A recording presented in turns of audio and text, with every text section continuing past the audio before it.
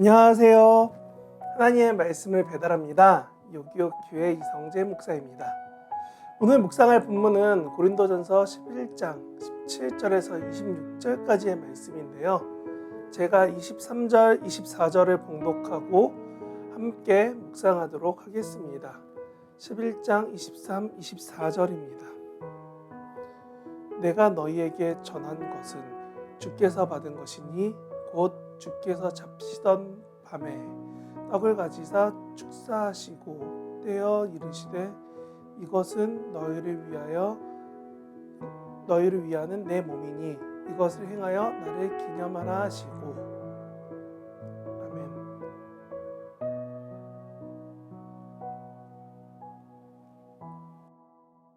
여러분은 누구와 어떤 식사를 가장 기억에 남는 식사로 기억하십니까? 그 식사의 의미는 어떠합니까? 저는 오늘 본문을 읽으면서 오늘 제목과 같은 드라마가 갑자기 떠올랐습니다. 다른 내용보다도 1인 가구의 증가와 혼밥 이야기가 어설프게 지나가는 것, 그리고 그 중에서 혼밥이라는 기억만 남았던 이 드라마에서 저는 여러분에게 이 제목을 다시금 던집니다. 여러분은 누구와의 식사가 가장 기억에 남습니까? 아니, 누구와 식사가 즐겁고 또 누구와의 식사는 어려웠습니까? 오늘 본문은 식사하기 어려운 사람들의 이야기로 시작합니다. 바로 사람들이 다투고 싸워서 같이 밥도 먹지 않는 사람이라고, 그런 사이라고 말합니다. 도대체 얼마나 불편하면 같이 밥도 못 먹는 사이가 되었을까요? 우리는 살아가며 같이 밥 먹는 사이, 같이 차 마실 수 있는 사이, 같이 앉을 수 있지만 대화 등 사적 소통은 거의 없는 사이, 그리고 같이 앉기조차 불편한 사이, 이런 불편한 사이가 되려면 차라리 모르는 사이보다 못한 관계입니다. 그런데 한 교회에서 예배 드리는 사람들이 이처럼 불편하고 싫어하는 관계라면 과연 예배가, 교제가 잘 이루어질까요? 이에 대해서 바울은 말합니다. 예수님을 기념하는 만찬에 이런 다툼은, 이런 갈등은 어울리지 않는다라고요. 고린도 사람들은 같은 공간에서 다른 식사를 하였습니다. 아니, 교회 모임을 위해 일찍 일하고 겨우 온 사람들과 일찍부터 와서 기다리던 사람들의 식사가 나누어지게 됐습니다. 이는 늦게 온 사람이 못 먹는 그런 뷔페 같은 문제가 아닙니다. 누가복음 21장에 나오는 가난한 과부의 그 두 렙돈 헌금처럼 정말 삶에서 힘들고 힘든 재정 상황이 그들 가운데 나타나기 때문입니다. 같은 공간에서 같이 식사하는 사람들은 결국은 그들이 준비해온 음식으로 재정 상황이 드러납니다. 왜냐하면 이 식사는 바로 자신이 먹을 것을 가져와 함께 먹고 나누는 공유의 식탁이기 때문입니다.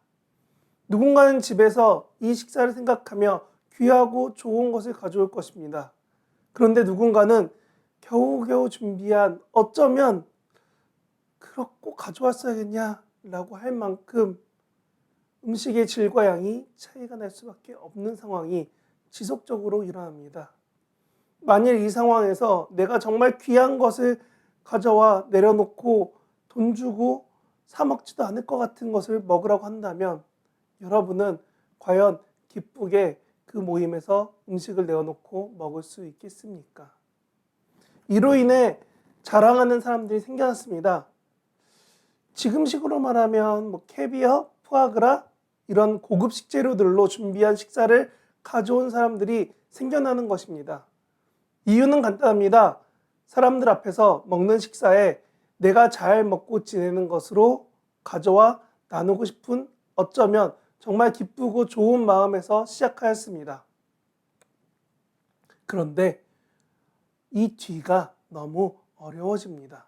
바로 굳이 자랑하지 않아도 될 상황임에도 이런 비싼 거 먹어봤냐 에서 시작해서 그리고 점점 가서 먹을 일이 가끔 외식에서 먹을 법한 것들을 억지로 가져와서 나는 이런 거 매일 먹는다라고 자랑하는 사람들이 생겨납니다. 그리고 자랑하는 음식들을 미리 가져와서 비싸고 이것과 비교할 만한 음식들을 가져온 사람들과만 식사를 나누기 시작합니다. 솔직히 사람이라면 아까운 마음도 들 것 같아요. 되게 비싼 요리, 되게 좋은 걸 가져왔기 때문에 나도 그렇게 비싼 걸 먹고 싶어 한다는 마음은 조금은 이해할 수 있습니다.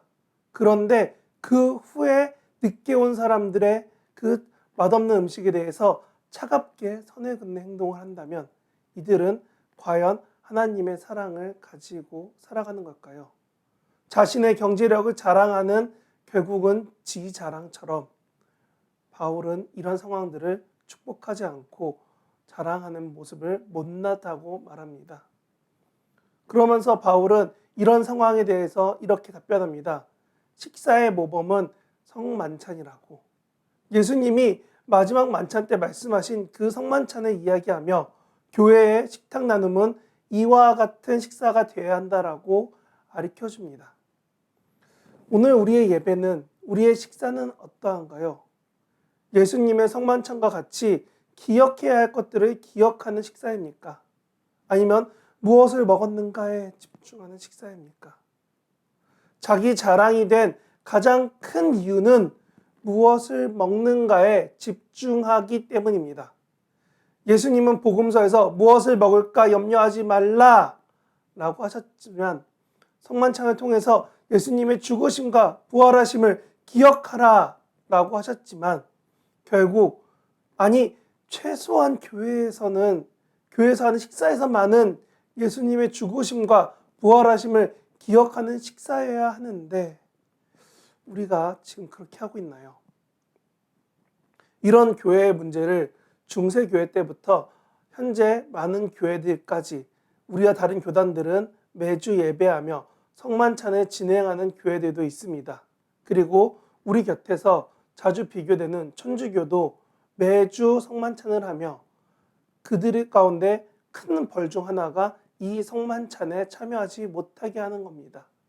다른 데는 많이 하고 우리는 덜하니까 우리가 문제다 라고 하는 것이 아니라 여러분도 교회에서 성만찬을 한다고 결정하고 공고할 때에는 꼭 예배 모임에 참여해 달라는 그런 바람에서 말씀드리는 겁니다. 그리고 성만찬이 있든지 없든지 예배 가운데서 우리가 기억해야 될 예수님의 죽으심과 부활하심을 생각하며 살아가야 되는 저와 여러분들이 되어야 된다는 것입니다.